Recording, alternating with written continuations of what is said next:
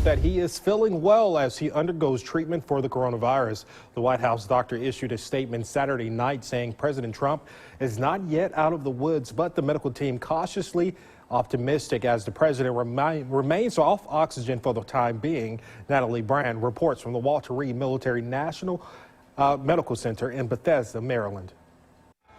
Supporters of President Trump gathered outside Walter Reed, where the president prepared to spend a second night receiving treatment for the coronavirus. From inside the hospital's presidential suite, President Trump tweeted a video message about his health.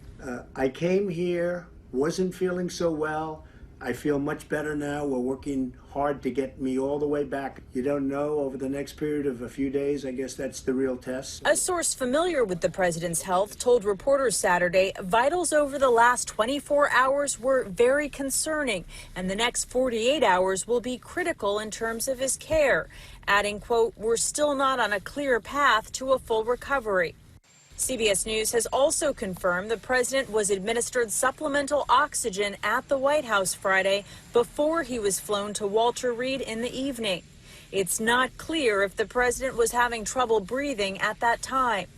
And new questions are now emerging about the timeline surrounding the president's diagnosis. Just 72 hours into the diagnosis now. In a White House statement issued shortly after, White House physician Dr. Sean Conley said he incorrectly used the term 72 hours and should have said day 3, adding that the president tested positive Thursday night.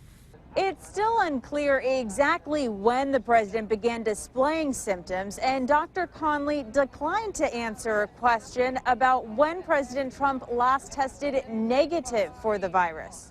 I'm not going to get into all the testing going back, but he and all the staff routinely are tested. Former New Jersey Governor Chris Christie announced Saturday that he has COVID-19. He tweeted that he has checked himself into a hospital as a precaution and says he is feeling good with only mild symptoms. Natalie Brand, CBS News, Bethesda, Maryland.